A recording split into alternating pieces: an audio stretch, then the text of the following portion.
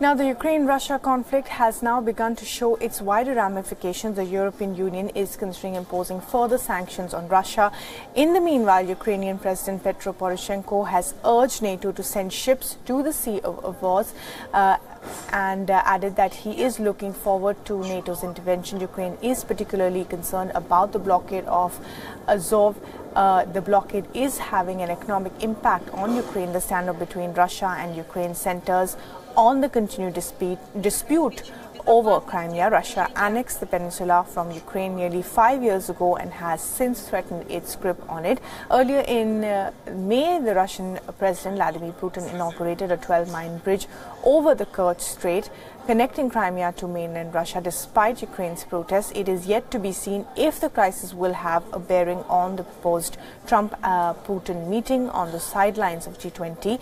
But the US has indicated that the talks might stand cancelled following the flare-up. It was obviously a flagrant violation of international law. It was, I think, a cavalier use of force that injured Ukrainian sailors. It was contempt, really, for the traditional ways of settling these kinds of concerns, if they had any. And when you think that there is a treaty between the two countries that permits exactly what happened, it just shows that Russia cannot be counted on right now to keep its word. And reacting sharply to the comments from United States, Russian Foreign Minister Sergei Lavrov said US should stop encouraging provocative moves by Ukraine and instead mediate between Kyiv and rebel-held Ukrainian regions. Думаю, что это, конечно же, отражает стремление Вашингтона потакать всем действиям киевского режима, даже подстрекать его на провокационные действия. Это прискорбно.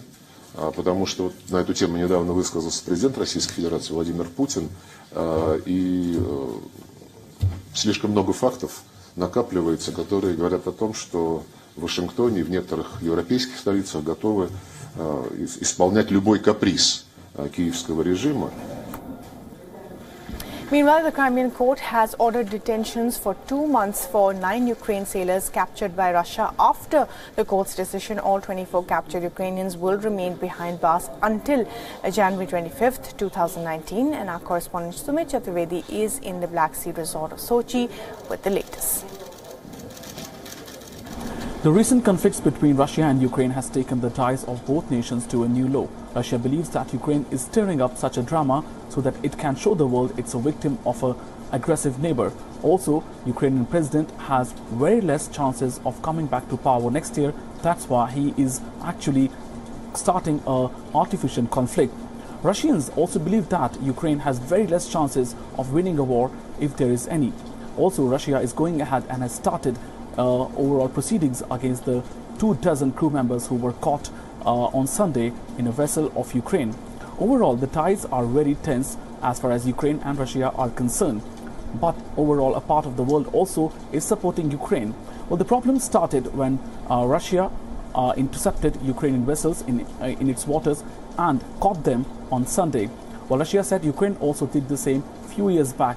Now, whatever said and done, it looks like nobody knows what is going to happen next in this conflict. But that looks like the core of Russia's strategy as well. This is Sumit Chaturvedi signing off from Sochi for Wion World is One.